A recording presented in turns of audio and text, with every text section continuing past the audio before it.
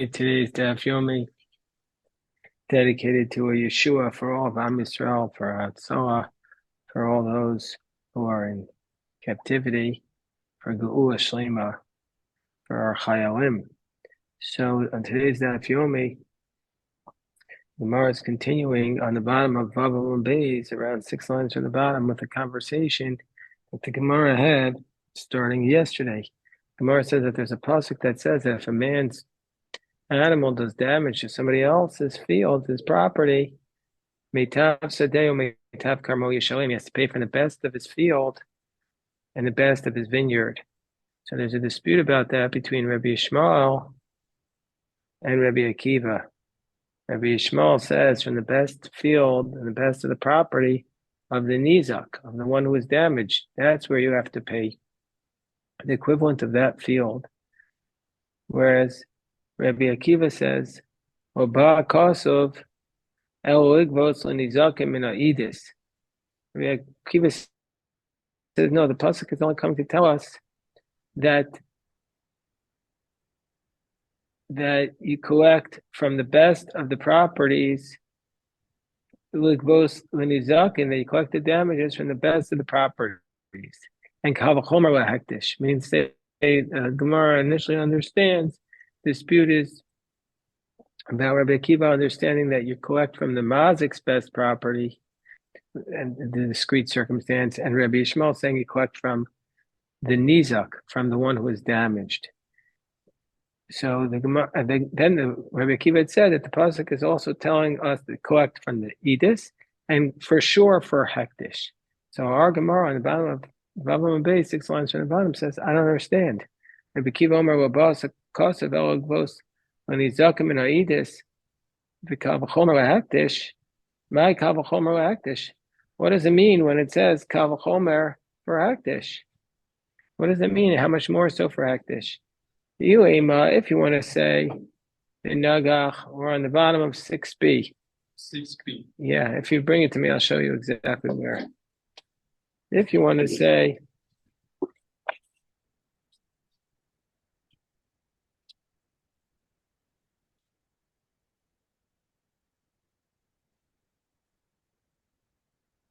right here. So if you want to say, that what's the scenario we're referring to? The Nagach Zora Didan or Zora de Hektish. If you want to say that our ox gored an ox of the temple, and we're saying that if our ox gores an ox of the temple, you have to pay from the best of your property. If that's the case, it's not true, because we learned in Gittin, it says in the pasuk Shorei the Torah says the ox of his friend you have to pay. And lo shor shal hektish, but if your ox scores the temple's ox, you're exempt. So therefore, it's to tell us, so it's to tell us that if, let's say,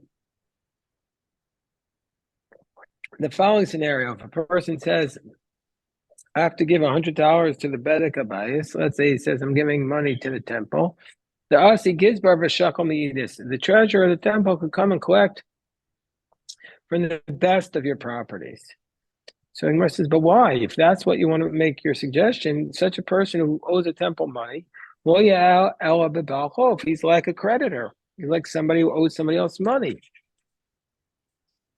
And Ubalchov, the temple's like a creditor against him. Ubalchov, and the law is that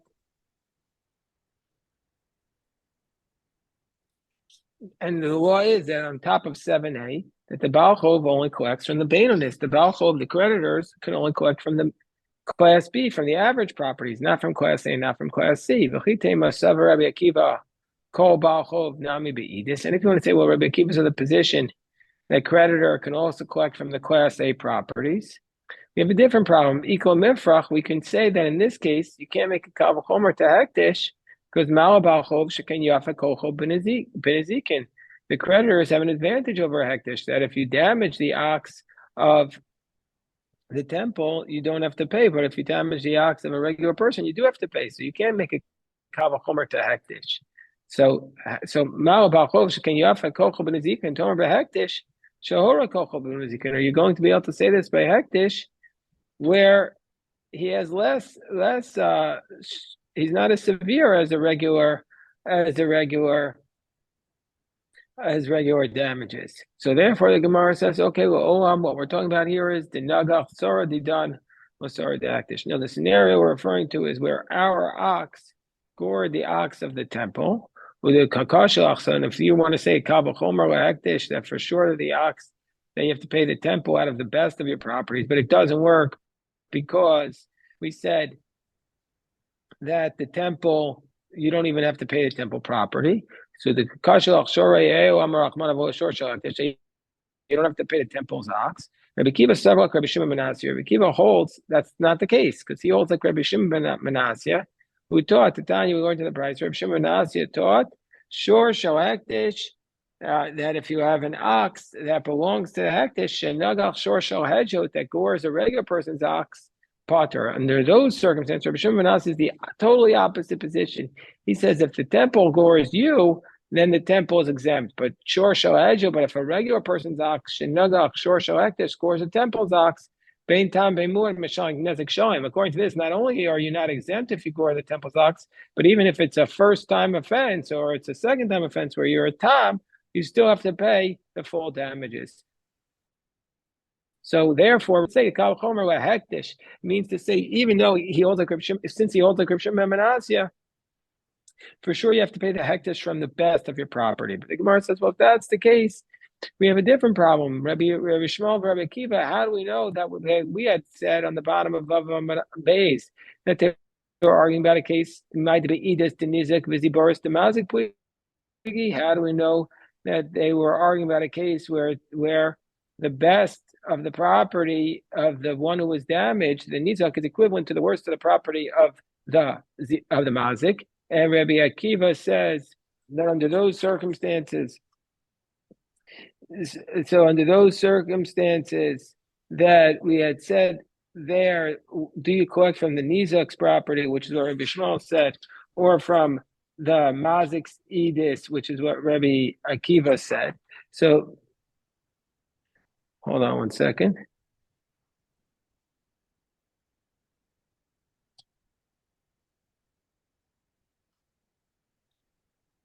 So, hold on one second.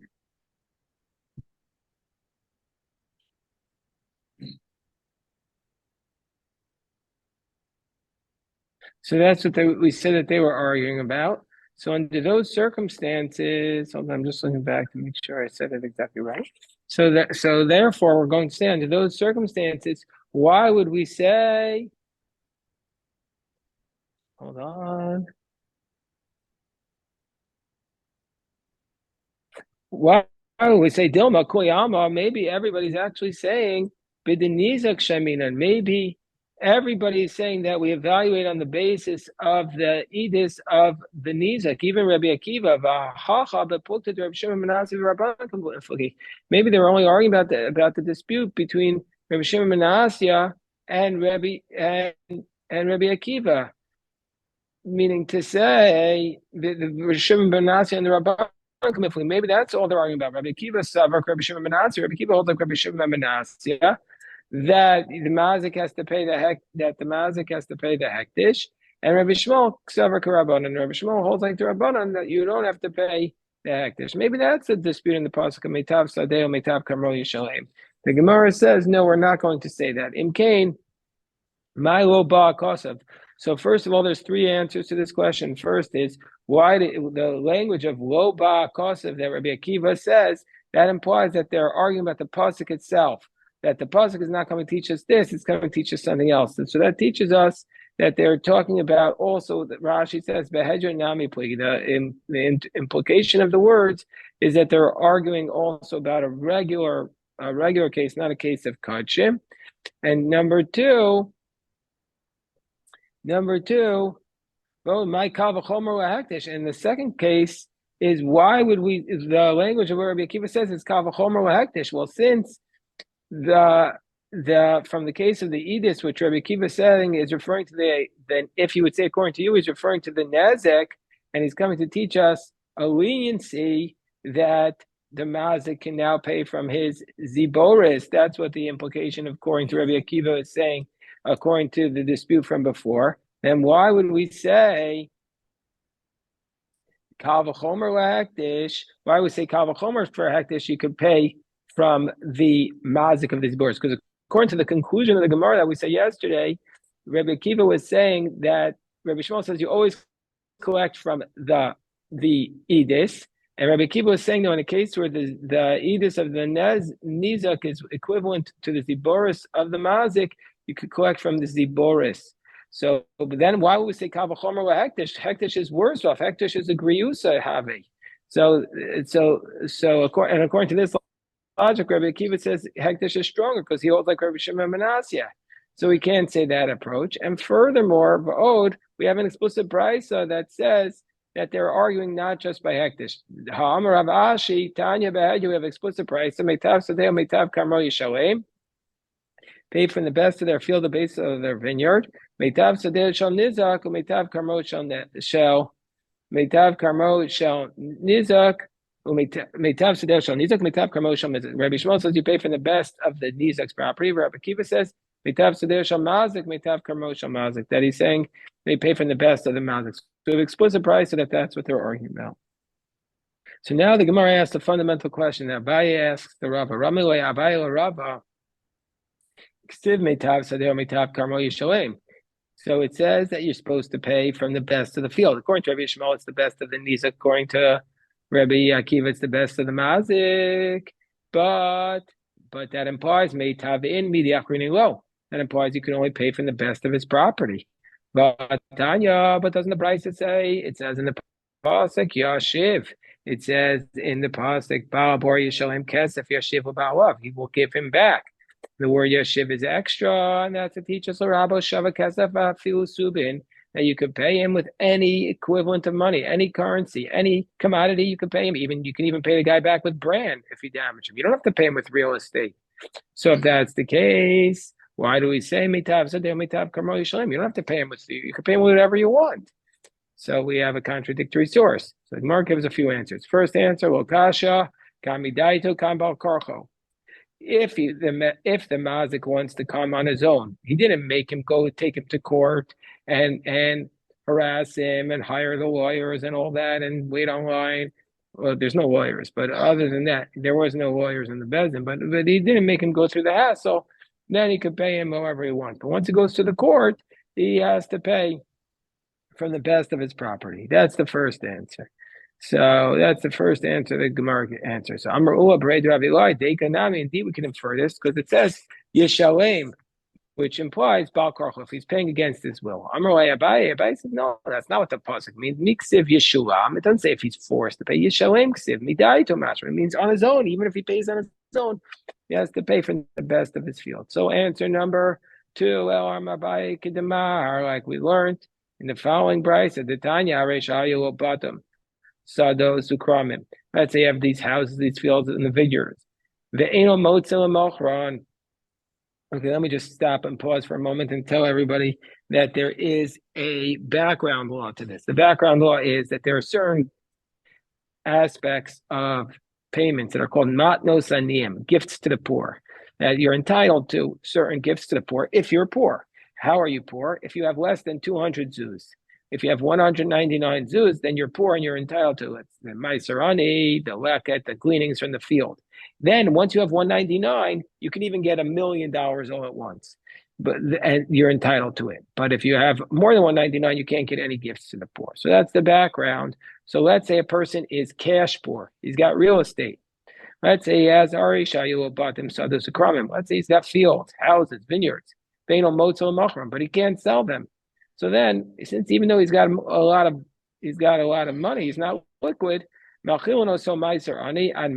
give him meiser ani, but we can only give him up to half the amount, meaning up to 100 zuz, because we assume that he could be able to sell his property for at least half of it. You're not going to sell it for less than half, so therefore he has a minimum of 100 zuz already with the house. And then, so we could give him up to 100 zuz. And then we had a discussion. What's this talking about? The Kulyama. If everybody's land in the world is down, if real estate is down, Vidide Namizal, and his real estate is also Vidide Namizal Badayo, and his real estate is also worth less. Afilu Tuvanami, Wispele. Give him more. Does all. It's not worth anything.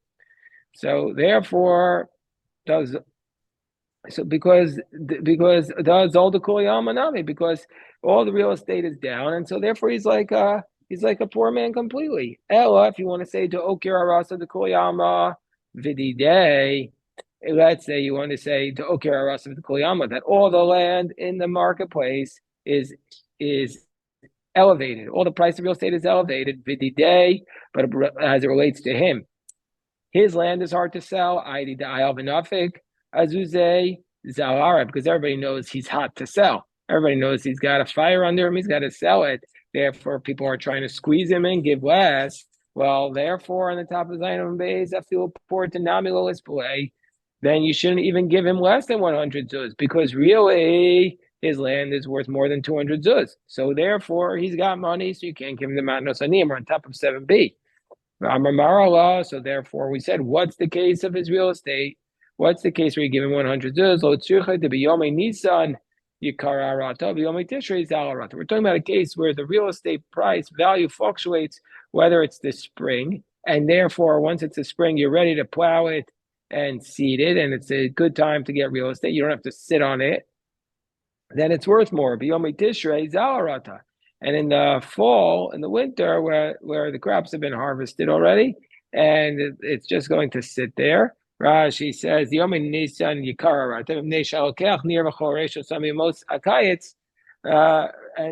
plows it in the summer, and then he sows it in Tishrei Mercheshvan. But in Yom Tishrei, it's less, because he's not going to have time to sow it that year. He bought it after the sowing season.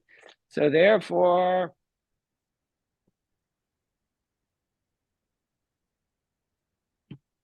if you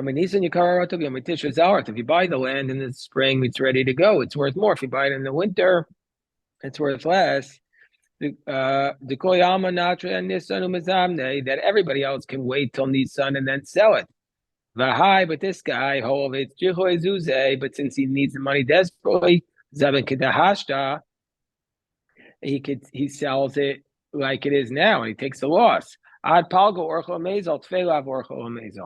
But he'll only take a half a loss, half the value of the property. More than that, he's not going to eat.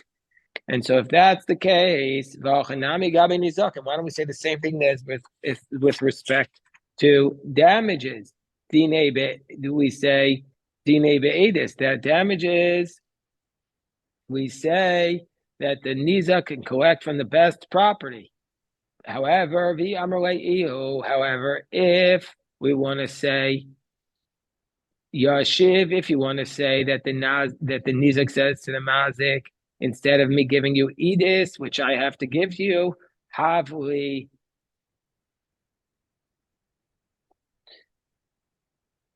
If the nizak says to the mazik, if instead of you giving me edis, which is what you have to give me, havli beinonist feipor, to give me more class, instead of giving me class A less, give me more class B. You're required to give me class A, but I'll say give me more class B. Amarle, the mazik could say back to him, Ishakat kadinach shakal kadash. If you want to take what you're required to according to the letter of the law, take like it is right now, meaning to say, take the value of the land in Tishrei, which is a little bit less. V'ilo, but if you don't want to take it according to the law, you want to take the class B property, shakal kayuk, take it according to its inflated value in Nisan.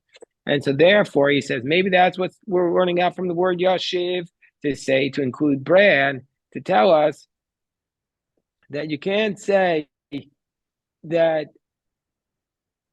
it can't be that he's trying to take, that the guy is trying to take the Class B property. Of course, he has allowed to take Class B property, because you can pay whatever you want. But rather, he's saying that if the Nizak is asking for Class B property instead of Class A, then the Mazik is allowed to say, I'll give you Class B, but only according to its inflated value. So Mazik Bar Yaakov, no, Imkeno Rata Kochan Shal Nizak and Eitzel Beinonis Viziboris. If that's the case, you've you've diminished the strength of the people who want to collect damages vis-a-vis Class B and Class C properties. Because when they come to collect from Class B and Class C properties, they're going to come collect less than if they collected it from the Class A. But the Rahmana Amar Mimetav At Amar Benos Viziboris Namilo, because the Torah says that he can collect from the best, and you're saying that from the Bananis and the Ziboris, he's not able to collect now. He's only able to collect according to the inflated price in Nissan. So you've hurt the guy who was damaged. If you want to compare this law, if you want to compare this law to the explanation of Rabbah and the Bryce, so you have to compare it to a Balchov. You have to compare it to a creditor. So Balchov, Dine, Bebenunis, the creditor can collect from Class B property. The Amarle, let's say says the borrower says to the lender says to the borrower, Havli Ziboris Tfei he says, I don't want to collect from the Class B, I'd rather have more Class C land.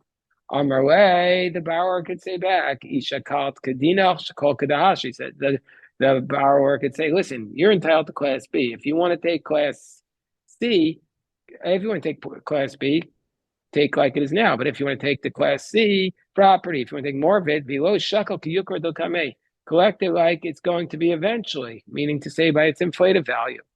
So Maz Kafar Vachabrei Ravika, he says, I don't like this. Im Kain, now to develop if they love, and you're hurting the lenders. Nobody's gonna. And why do we not like hurting the lenders? Because then nobody's going to lend money. It's a bad business. The Amarle, because the lender will say, if I don't lend you my money, I could have bought the property according to its current value. But now, now that my money's with you, I have to buy the land at its inflated value. That's no fair. If you want to compare it like Suvas Isha.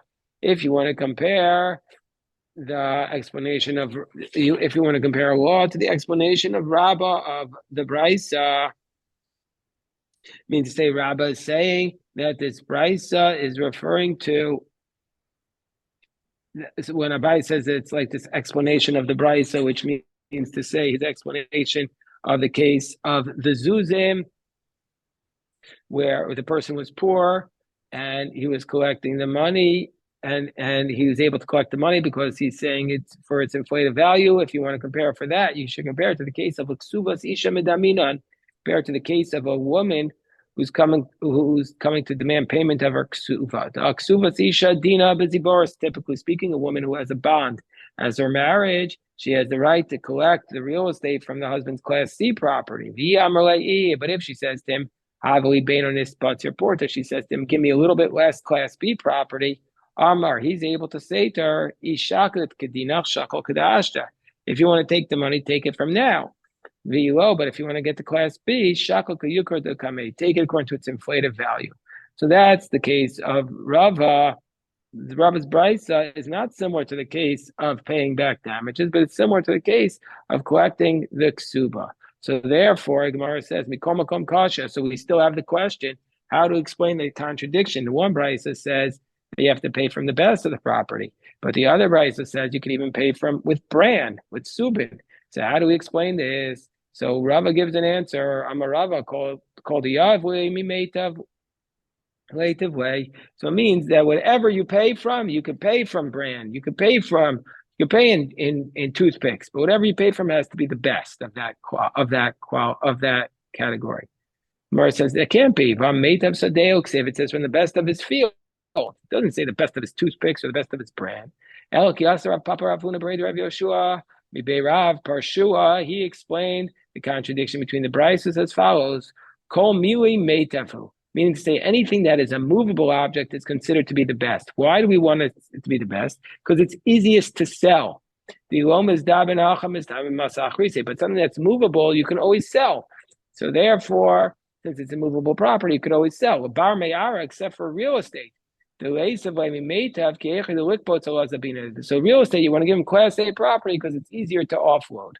That's the basic concept. Class A property is easier to offload. And I know people say, oh, it's not true, but I know that from my own eyes, I've seen that real estate people don't even want to look at sometimes it's stuff that's in a rough neighborhood, even though they could make good money. They don't even want to look at it. So the Gemara says, "By mine." So, by the way, I was thinking that it says that anything that's movable is the best. But what's the most movable thing in the world? That's Torah. We're studying today on the 85th anniversary of Kristallnacht. And we know that we are studying to be a redemption for all those murdered in the Shoah. What's more of a movable object than Torah? Torah is with us in every generation, every place. So kol miwe meitafu. Anything that's movable is the best.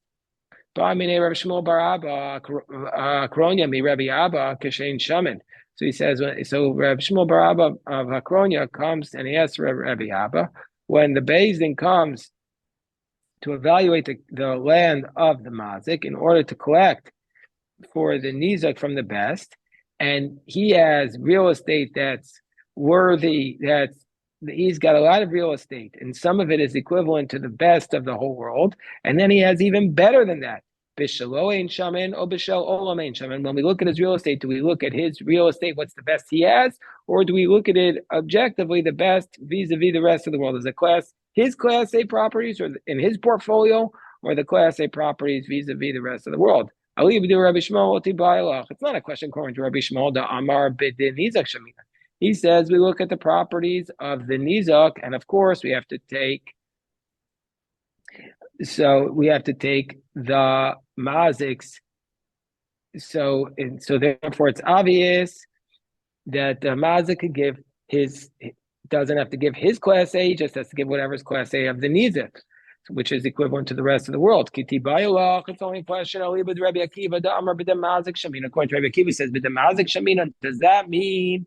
So does that mean my meitav sadeo dam rachmana? What does it mean when it says he gives him from his best? Do we mean dam rachmana miyute de nazik? Meaning to say when miyute de nizik? Do we say it's coming to give him from the best, but from the mazik's best, but not from the nizik's best?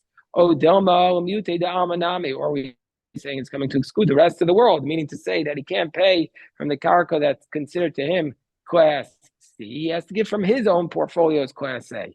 So Amar so Rabbi Abba answers this question. Rahman Amar Meitav Sodeo. Torah says you have to give the best of his field. So and you want to say, look at the rest of the world. It means he has to pay from the Class A of his portfolio. And so therefore, that's how the Gemara concludes here. But then the Gemara is going to ask several questions about it, but we'll leave those questions for now. God willing, we'll go up to Daven now. We'll pick this up this morning at 8 a.m. We'll repeat it, Geshmak Day. And just as I mentioned, this is the 85th anniversary of Kristallnacht. So we learn from this that the more things change, the more they stay the same. And so what we hold on to is our Torah. Torah gives us the strength to defeat all those who are rising up against us in every generation.